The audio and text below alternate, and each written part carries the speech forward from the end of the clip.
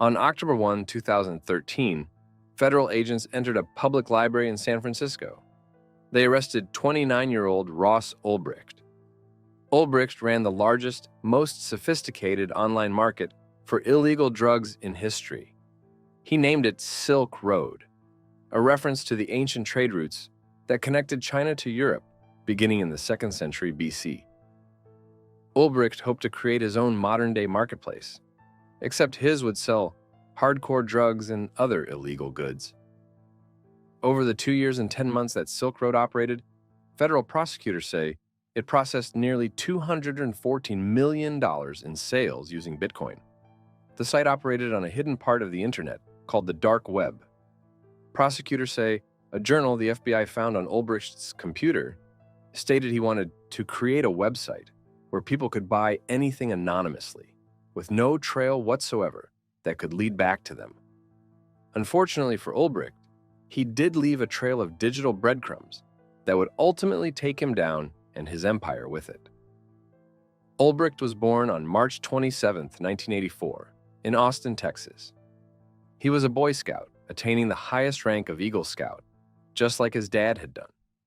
He had a happy childhood, growing up an easygoing hipster, but serious student who scored 1460 on his SATs, within the 96th percentile, and got a full ride to the University of Texas at Dallas, not Austin, where he studied physics. He then won another full scholarship for a master's at Penn State in material science and engineering. It was at Penn that he evolved into a hardcore libertarian, a political philosophy that advocates individualism and minimal state involvement in people's lives. He was a fan and follower of libertarian economist Ludwig von Mises, who opposed government interference in the economy.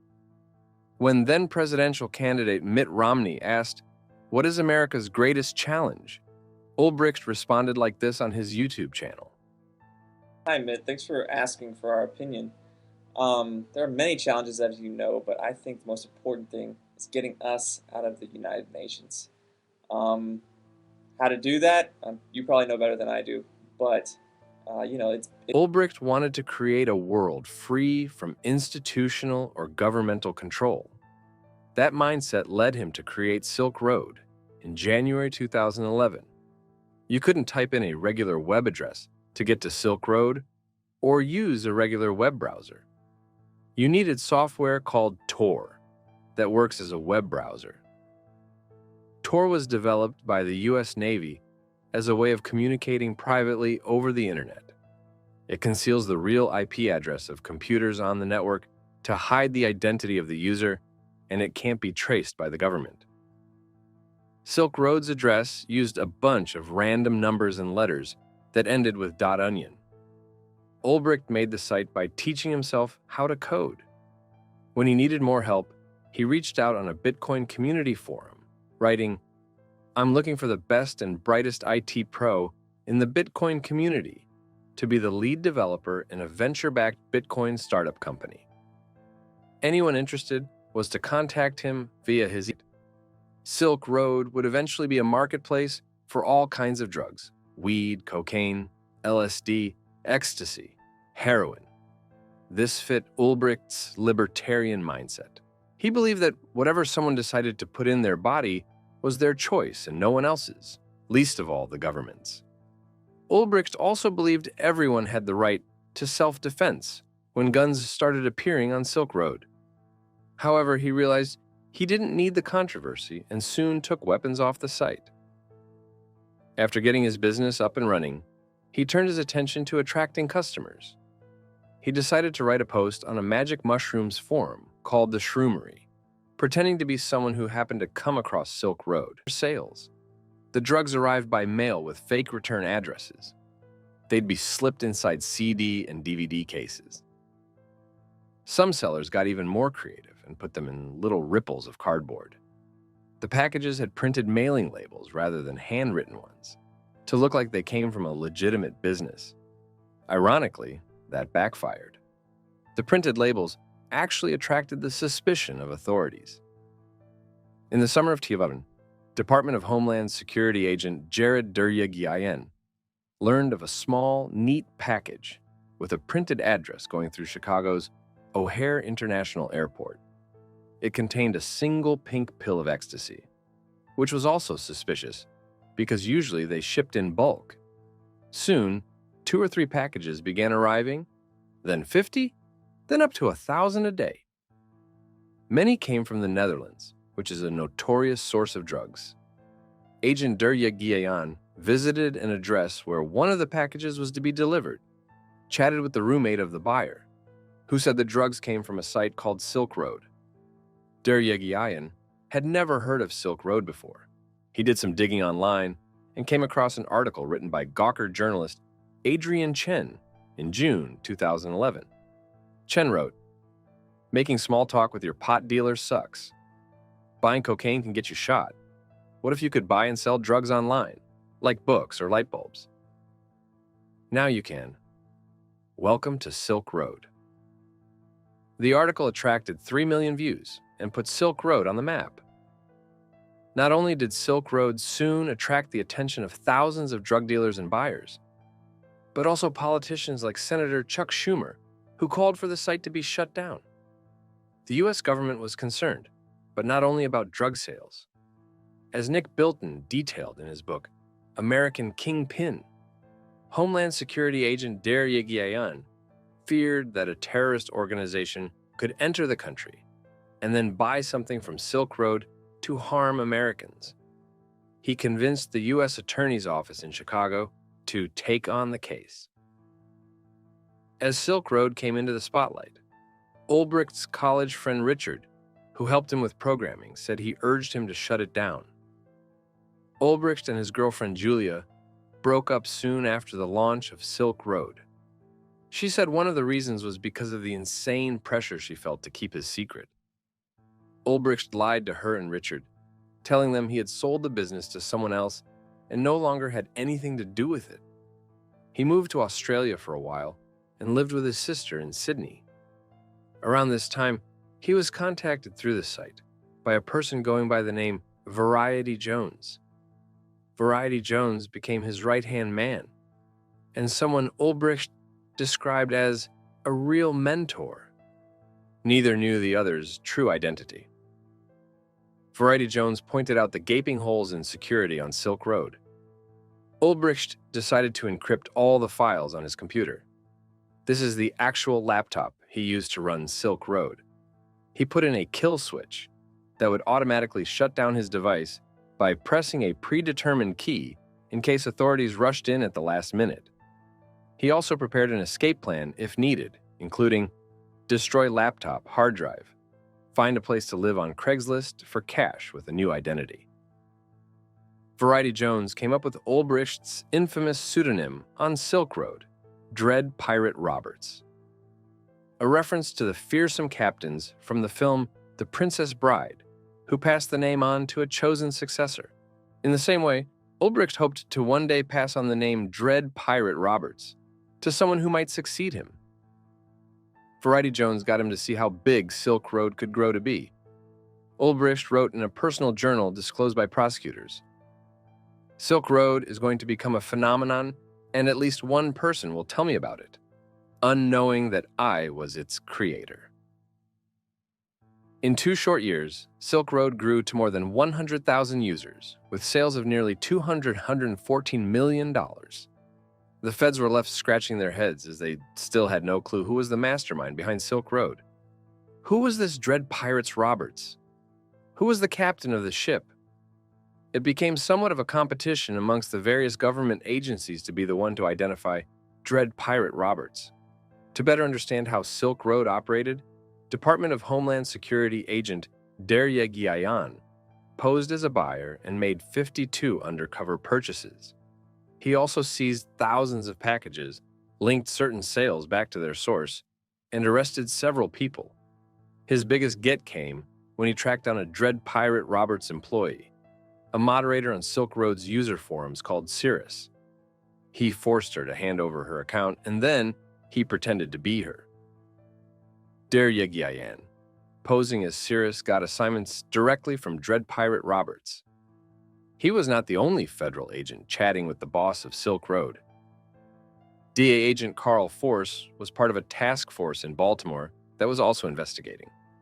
Force used the username Knob and posed as a drug dealer originally from the Dominican Republic who smuggled millions of dollars worth of cocaine and heroin into the U.S. every year.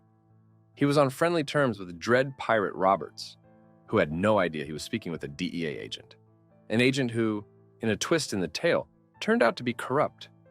Force convinced Dread Pirate Roberts to pay him $50,000 in Bitcoin by claiming he had insider information from a government employee. When Force reported the conversation to the DEA, he claimed he never received any payment, when in fact, he funneled the Bitcoin into a personal account. And believe it or not, a second agent who worked on the same Baltimore task force was also stealing. Security Service agent Sean Bridges. When Silk Road customer support rep Curtis Clark Green was arrested at his home with a kilo of coke. Bridges used Green's admin access to steal 20,000 Bitcoin from other user accounts. That was worth $350,000 and swelled to $820,000 by the time Bridges liquidated it. Dread Pirate Roberts thought Green to be responsible for the theft. He wanted to rough him up and got egged on by his mentor, Variety Jones. Dread Pirate Roberts knew Green's real identity because, as a condition for being on Silk Road's payroll, staff had to hand over their government ID. So Dread Pirate Roberts turned to Knob, aka DEA agent Carl Force, to beat up Green. Knob agreed. However, Dread Pirate Roberts then changed his mind and messaged, "Can you change the order to execute rather than torture?" Dread Pirate Roberts said he had never killed a man or had one killed before, but it is the right move in this case. He didn't want to risk Green giving up information to the authorities, as he knew Green had been arrested when he searched him up online. Knob agreed to do the job for $80,000 in Bitcoin. Ulbricht later received photos of a dead Green, except he wasn't really dead. Agent Force staged Green's death complete with photos of him on the floor covered in Campbell's Chicken and Stars soup. The Dread Pirate Roberts is said to have ordered hits on 5 others whom he felt threatened by. Silk Road had been prey for blackmailers and extortionists. However, there was no proof that anyone was ever killed. Ulbricht was never charged with murder for hire.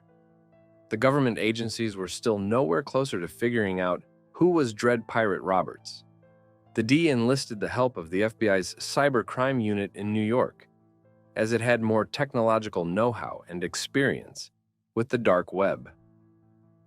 FBI Special Agent Chris Tarbell knew that in order to catch Dread Pirate Roberts, they had to wait for them to make a mistake. And according to the FBI, the Dread Pirate Roberts did finally slip up about a year after the agency started investigating.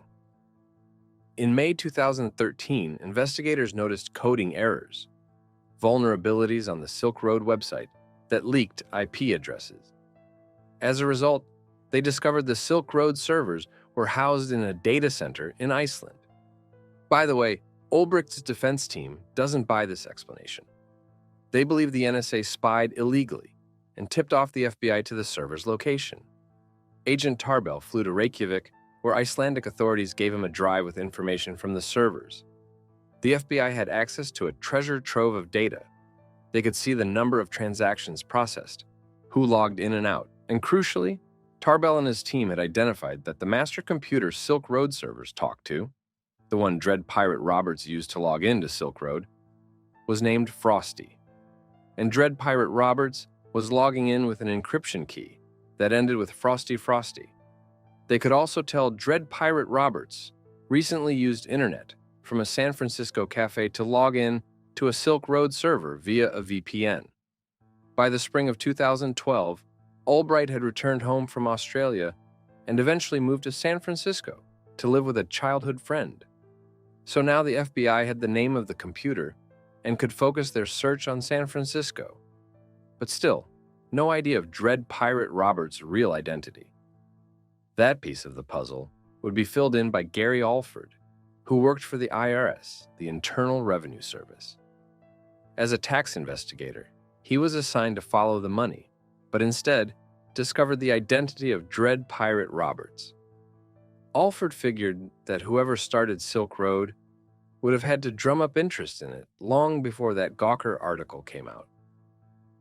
So he decided to do Google searches for Silk Road prior to June 2011. That's when he stumbled on Ulbricht's online posts, where he pretended to be someone who happened to come across was a real name to track down. He Googled Ross Ulbricht and came across the LinkedIn profile of a young man with rather cryptic life goals. Quote, "The most widespread and systemic use of force is amongst institutions and governments, so this is my current point of effort." Alford asked himself, could Ross Ulbricht be the brains behind Silk Road? Then came another piece of the puzzle. In July 2013, U.S. Customs and Border Protection officers intercepted 9 fake IDs coming into the U.S. from Canada. Homeland Security agents decided to pay a visit to the intended recipient. They showed up at 2020 60 15th Avenue in San Francisco, the address where Ulbricht had been staying. He had moved out of the place he shared with his friend and into a sublet he found on Craigslist, where he paid his rent in cash. He took every precaution, including adopting a fake identity. His roommates knew him as Joshua Terry, though he kept much of his backstory the same. He said he was from Texas, worked in IT, which is why he was always on his computer, and had recently returned home from Australia, which made not having a cell phone less suspicious. Joshua kept to himself and ate steak dinners for one. When the agents questioned Ulbricht, they observed that he became visibly nervous. He didn't admit to purchasing the fake IDs, let alone that he bought them so he could rent additional servers to deal with Silk Road's growth as well as security issues. Prosecutors later claimed he prepared for a life on the run, including seeking citizenship on the island of Dominica. Ulbricht volunteered to the agents who showed up at his door that, hypothetically, anyone could purchase anything they wanted on a site called Silk Road. The agents had never heard of Silk Road and were apparently unaware of any federal investigations. But they did document the incident. So when IRS agent Gary Alford ran another search on Ulbricht, he found that Homeland Security file on the fake IDs, which cemented his belief that they had the right guy. The pieces of the puzzle finally came together when Alford got on the phone with the other agencies to see what they all had. Alford mentioned the username Frosty that he had found on a forum. That floored FBI agent Tarbell, who knew Frosty to be the name of the computer Dread Pirate Roberts used. Bingo. They knew Ross Ulbricht was Dread Pirate Roberts. In their pursuit of evidence, federal agents followed him everywhere. They also had a subpoena for Gmail and noticed that whenever Dread Pirate Roberts logged into Silk Road, Ulbricht was also signed into his Google account. And whenever Dread Pirate Roberts logged out, Ulbricht also logged out of his Google account. But they knew this wouldn't be enough to nail him. They needed concrete evidence. They had to catch Ulbricht while his laptop was open, and he was logged in on Silk Road as Dread Pirate Roberts. An unlocked computer was also necessary, so agents could access his files. This would be difficult to pull off. Authorities knew their best bet was to catch him off guard and arrest him in a public place. Homeland Security agent Jared Deryagyan was still pretending to be Silk Road's staff member Cirrus and continued to maintain contact with Dread Pirate Roberts. This communication was crucial to the plan they hatched. On October 1st, 2013, at 3:08 p.m. local time, Deryagyan saw Dread Pirate Roberts log on. Ulbricht was sitting in the science fiction section of the San Francisco Public Library's Glen Park branch. Deryagyan started up a conversation with Dread Pirate Roberts while posing as Cirrus. "Hi, are you there? Hey, how are you doing? I'm okay, you? Good. Can you check out on one of the flagged messages for me?" The flagged messages were in the main administrative section that only Dread Pirate Roberts could access. Dread Pirate Roberts responded, "Sure, let me log in." "Okay, You did Bitcoin exchange before you started working for me, right? Ulbricht asked this for security reasons, because only the real Cyrus would know the answer. Luckily for authorities, the real Cyrus had told them how to answer the security question. Agent Derya Guillen hoped he recalled correctly when he typed, "Yes, but just for a little bit." It was a nerve-wracking moment, not any more than that. "No, I stopped because of reporting requirements." Damn regulators, huh? Okay, which post? Derya Guillen knew Ulbricht was now looking at an admin screen. He gave the signal to the other agents positioned in the library to make a move. A commotion soon broke out near Ulbricht. A woman yelled, "FKU!" as the man appeared like he was about to punch her. When Ulbricht turned around to see the fight, an agent swooped in and grabbed his opened laptop. At that point, Agent Derya Guillen said Ulbricht lunges towards the laptop, and another agent walks behind him, bear hugs him. Ulbricht was arrested and taken away. The man and woman who were arguing were in fact undercover agents who created a distraction. Ulbricht's family and friends were shocked. How could the kind, fun, loving man they knew be the same person who ran a global drug bazaar? They couldn't believe it. Ulbricht was indicted on 7 charges, including distributing narcotics by means of the internet and engaging in a continuing criminal enterprise. He pleaded not guilty to all charges.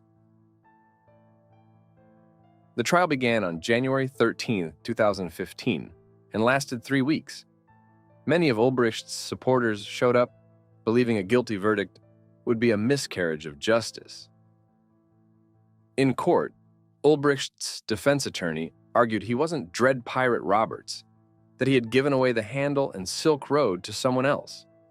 But the jury didn't buy it. On February 5, 2015, a federal jury found Ross Ulbricht guilty on all 7 counts. Before sentencing, Ulbricht wrote a letter to the judge, begging for a more lenient sentence. "I've had my youth, and I know you must take away my middle years. But please leave me my old age. Please leave a small light at the end of the tunnel. An excuse to stay healthy. An excuse to dream of better days ahead. And a chance to redeem myself in the free world before I meet my maker."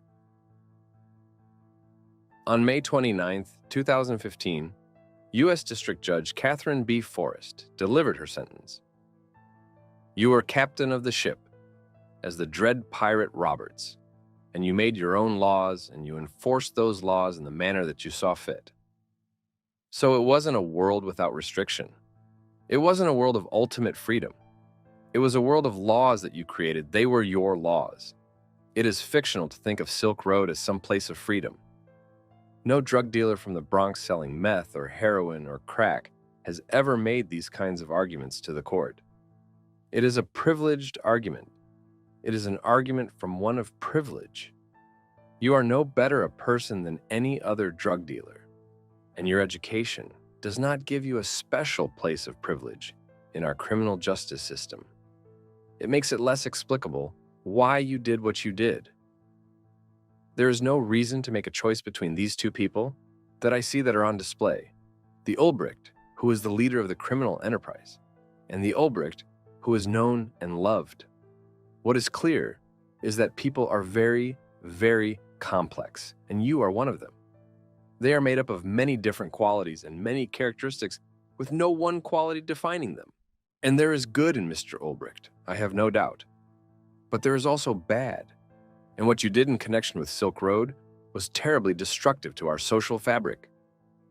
Mr. Ulbricht, it is my judgment delivered here now on behalf of our country that on counts 2 and 4, you are sentenced to a period of life imprisonment to run concurrently.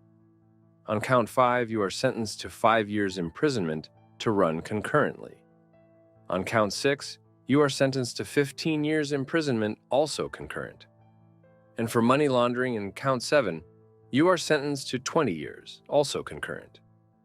In the federal system, there is no parole, and you shall serve your life in prison. This was far beyond what the prosecution had even asked for. Ulbricht had hoped Silk Road would become such a success that he would be famous.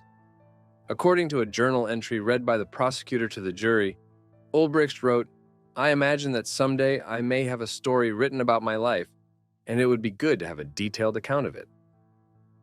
His dream came true, but perhaps not in the way he had imagined. The FBI later identified Ulbricht's mentor, Variety Jones, as Roger Thomas Clark, a Canadian arrested in Thailand in 2015. In 2020, Clark pled guilty in a Manhattan court to conspiring to distribute massive quantities of narcotics. As for the two corrupt officers investigating Silk Road, former DEA agent Carl Force was sentenced to 6.5 years in prison for extortion, money laundering, and obstruction of justice.